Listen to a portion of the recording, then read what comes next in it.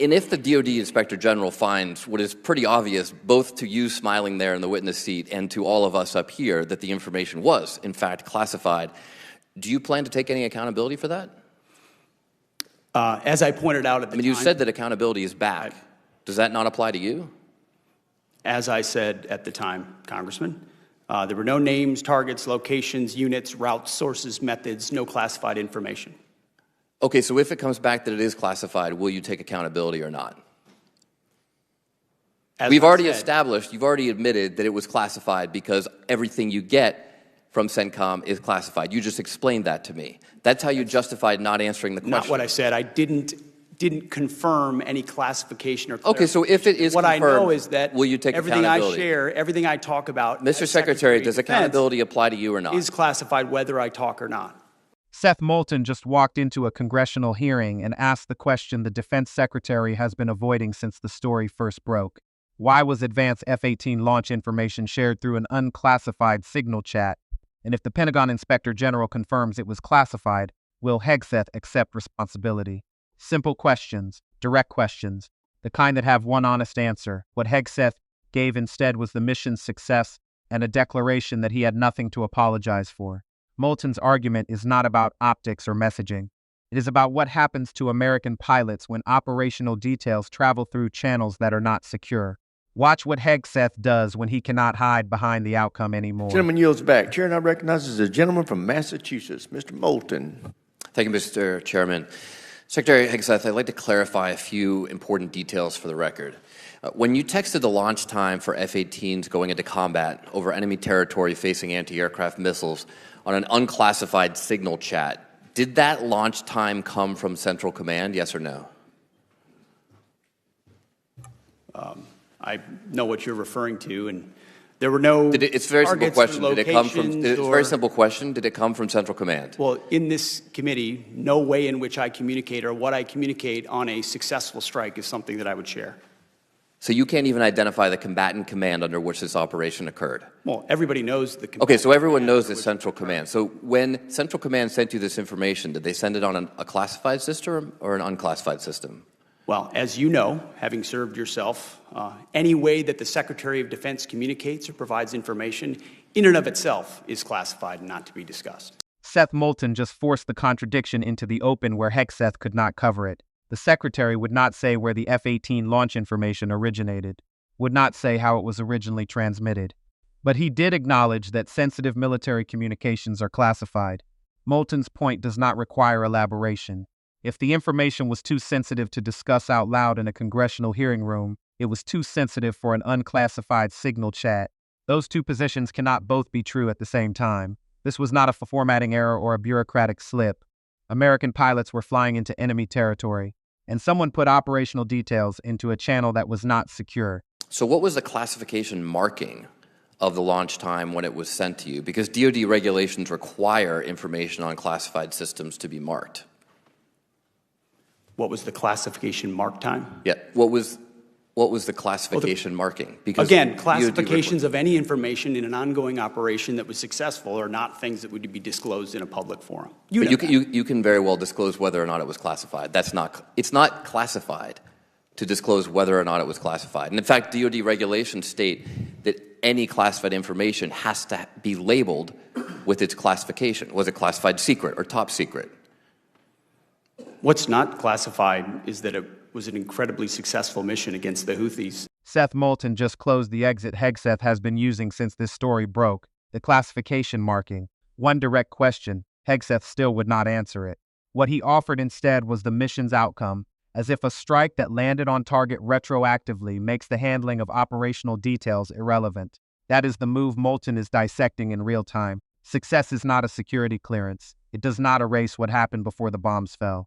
If F-18 launch information was too sensitive to say out loud in Congress, then the question of why it traveled through an unclassified signal chat does not get smaller because the mission worked. It gets larger. Okay, so it was classified. So are you trying to say that the information was unclassified? I'm not trying to say anything. That's what I thought. You're not saying that. So you took classified information from Central Command that had a classification marking on it, because that's what's required by DoD regulations, and you put it on an unclassified system. So we're going to get a report in a few days from the DoD Inspector General.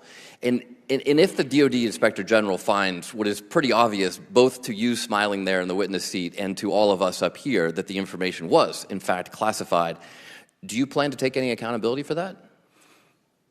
As I pointed out at the time... you said that accountability is back. Does that not apply to you? As I said at the time, Congressman, there were no names, targets, locations, units, routes, sources, methods, no classified information.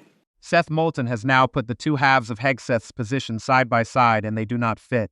Hegseth insists no classified information was shared, but he still will not explain the original classification marking, still will not say how advanced F-18 launch details ended up in an unclassified chat. Moulton's point is the one that follows every defense secretary home. Accountability inside the military does not stop at the rank below you. If a junior officer made this call, there would be consequences. Hegseth is holding a different standard for himself. A successful outcome does not answer how the information got there.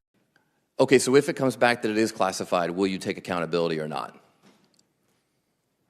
We've already established, you've already admitted that it was classified because everything you get from CENTCOM is classified. You just explained that to me. That's how you justified not answering the question. Not what I said. I didn't confirm any classification or Okay, so if it is what confirmed, I know is that will you take everything accountability? I share, everything I talk about, Mr. Secretary, does accountability apply to you or not? Is classified whether I talk or not. Does it apply to you or not? Does what apply to me? Accountability. You said accountability is back at the Secretary. And you know what? The Houthis were held accountable for shooting at our I'm ships just asking if it applies to you. very successfully. I'm not asking about the previous Houthis. administration let our ships get shot at, and nothing was done about it. And thankfully, because of the skill and courage of our troops on the battlefield, I'm just asking about we I actually reclaim my put them time. in a place. Seth Moulton has now stripped this all the way down to the one question Hegseth will not answer. Does accountability apply to him? Not to the Houthis, not to the mission planners, not to the junior personnel who handle classified systems every day under threat of serious consequence. To him, Hegseth answered with the strike's success, his service to the president, and the broader campaign against the Houthis. None of that touches the question. None of it explains how sensitive F-18 launch information ended up in an unclassified chat. And none of it says what happens to the Defense Secretary if the Inspector General confirms what Moulton is already arguing. Accountability that stops one rank below you is not accountability. It is protection. I reclaim my time. Called for a ceasefire. I reclaim my time. I'm just asking if accountability applies to you. It's a very simple question. We use leadership by example. Of course. Unlike, I serve at the pleasure of the president like everybody else does. So it only applies to the president, not to you. I serve at the pleasure. You talked about the success of the Houthi operation. About how much money did it cost? How much money did you spend on missiles shooting at the Houthis?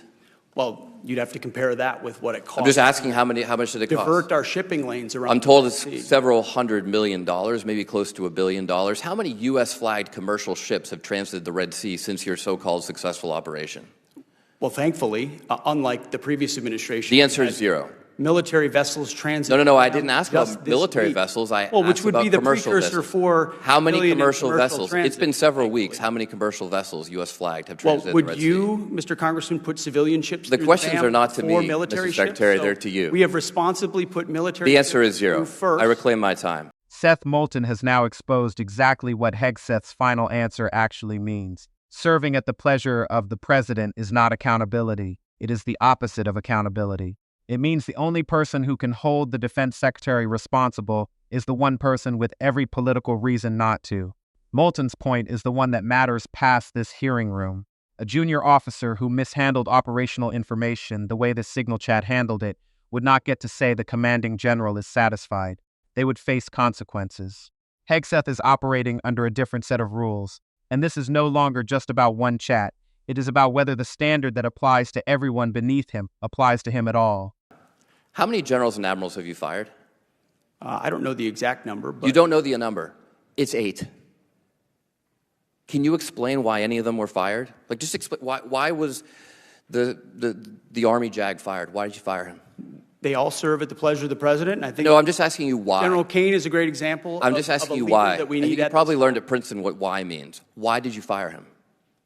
They serve at the pleasure of the president, and we Why want better did you representation fire in him? each and every of those. You can't each and explain every why one you of those fired any of places. them? Gentleman's time's expired. Chair, and I recognize the gentleman from Georgia, Mr. Scott. Seth Moulton has now closed this exchange with the one thing Hegseth never provided, a direct answer. The Defense Secretary praised the mission, denied sharing classified information, reminded the room that he serves at the pleasure of the President. And when Moulton asked whether he would accept responsibility if the Inspector General confirmed sensitive operational details were mishandled, Hegseth did not say yes. That is the verdict Moulton is leaving with the American public. Celebrating a successful strike is not the same as protecting the pilots who flew it. Protection requires secure judgment before the mission, honest answers during the hearing, and accountability that does not stop the moment it reaches the person sitting at the top of the Pentagon.